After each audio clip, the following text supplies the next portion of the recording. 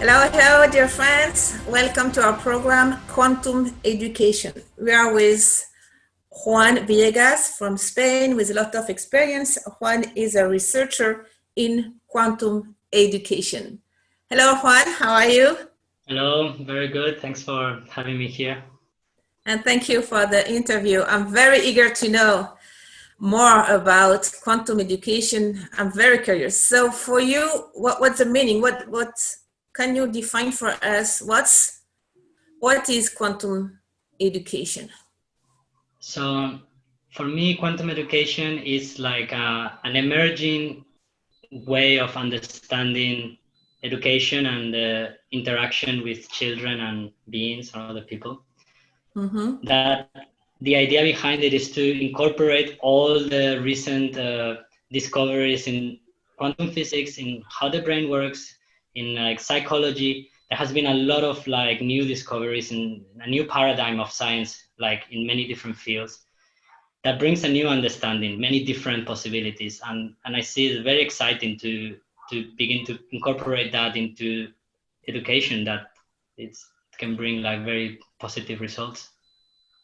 And according to your research, what are the main points that make things so different between now with the quantum education and all the research and all the new things and paradigms, and with the old and traditional education? Can you list for us a couple of the difference? I mean, major difference. There are very big differences. Please. And it can be a little bit difficult to summarize.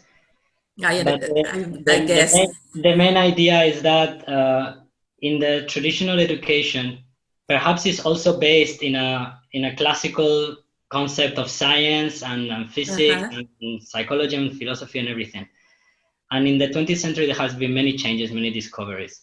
So one of the main differences would be that in the newer understandings of the brain, like we can see how there is much more interconnectedness, like with other people. So whatever is happening outside, it's automatically also happening inside. So already, like, we don't see like children as something like separate and different from us. It's something that they are absorbing and they are like reflecting much of what's happening inside. We are reflecting much of what's happening in them. So the way the interaction happens is different. That would be one point. There will be other points, like, for example, with regards to like creativity, or like learning processing of information. It's not so much that like the brain is just like something that you have to put information in there. Like the brain also has like capability of like process information in a much faster way. Like what before we would consider to be like geniuses, like this capability is there, like perhaps strongly connected with like the emotional side of the brain. So how can we tap into this? How can we like accelerate this, like this creativity, this like inspiration? Like, and this also has like other like background support from like a different paradigm in physics, where like information can emerge where there was nothing there. New structures can emerge. So it's not only that you have to make everything happen, you also have to allow things to happen. This could be like a little like introduction, like very briefly.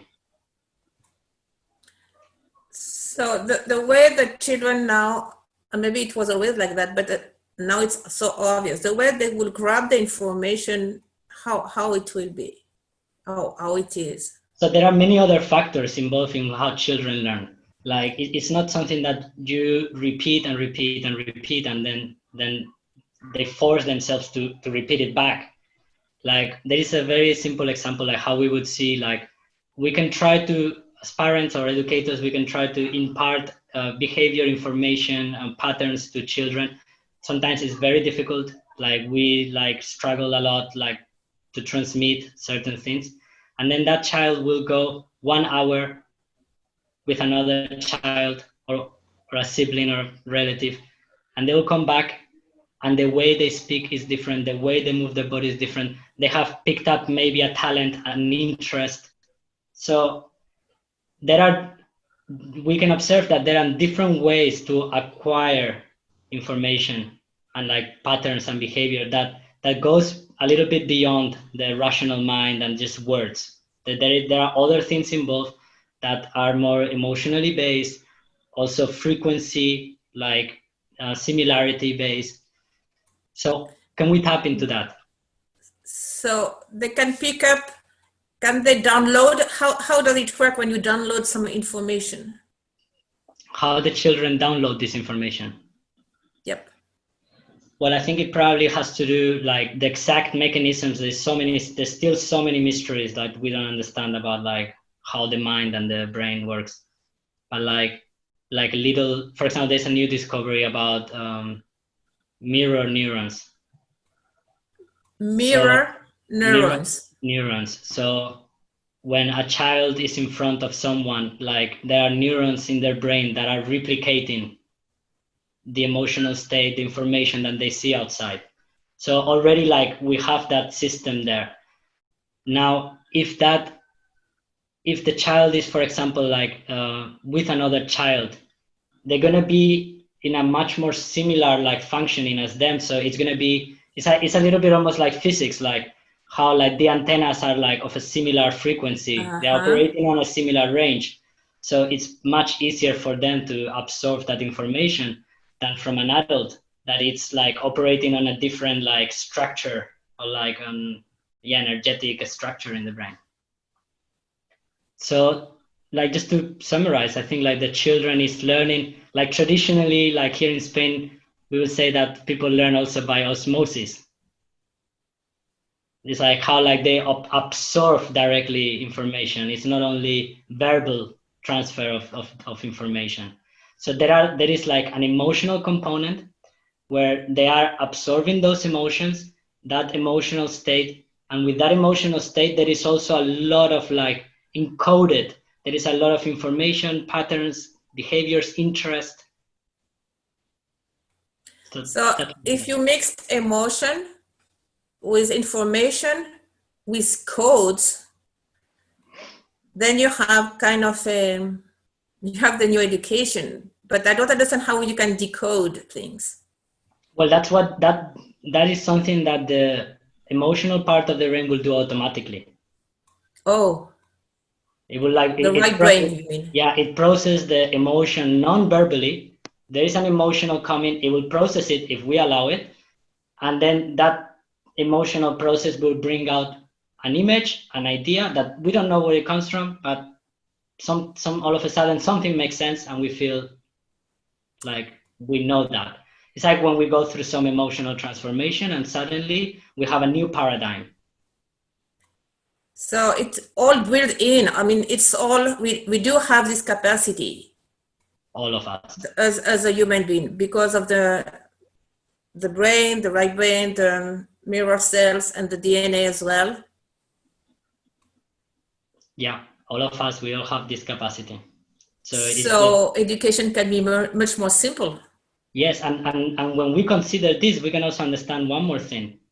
If there is an emotional, there is an informational transfer with these emotions and this like linking of brains that happens through the emotion, then we can see that like doesn't matter how good our ideas are. This, I think every parent is gonna relate to this. Like, doesn't matter how good our ideas are what we propose to the children, if emotionally what we are like connecting emotionally in that moment, there is a friction, there is a anger, there is dislike, there is judgment, there is whatever, that child is not gonna receive that emotion and whatever information is there.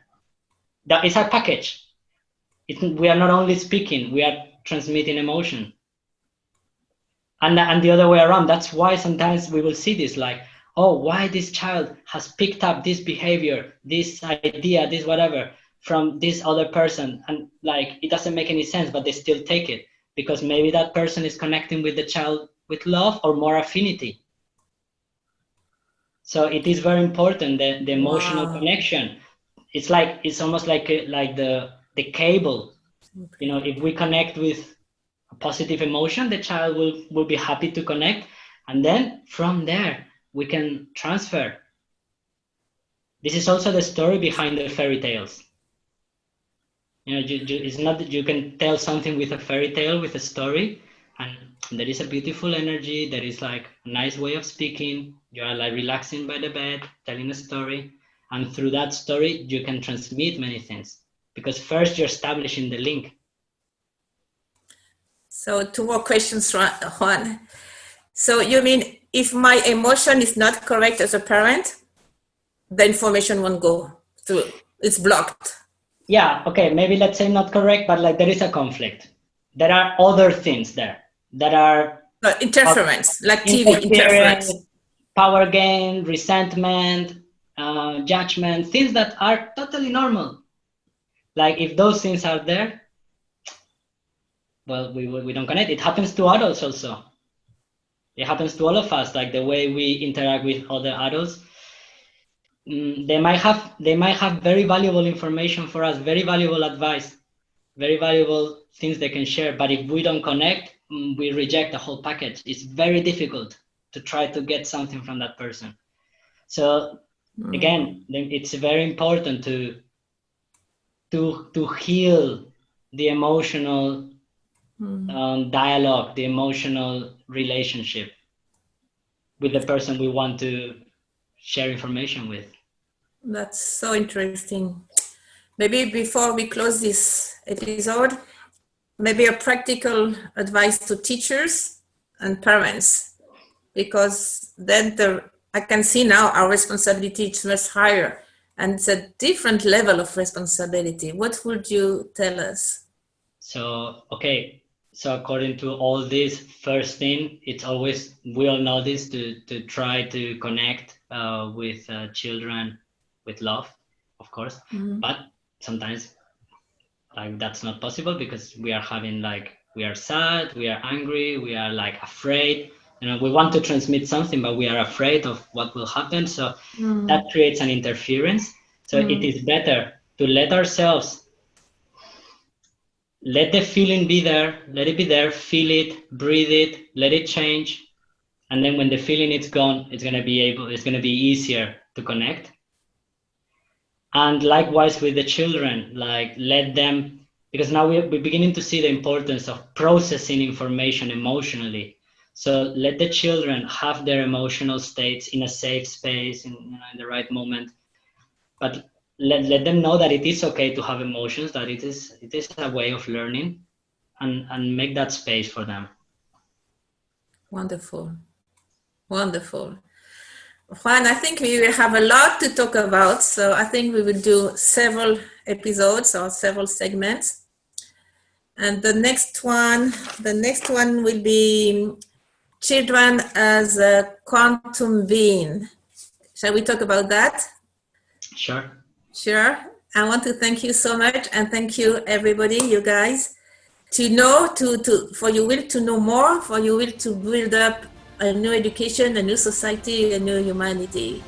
Thank you so much, and see you on the next video. Thank you, Juan. Bye-bye.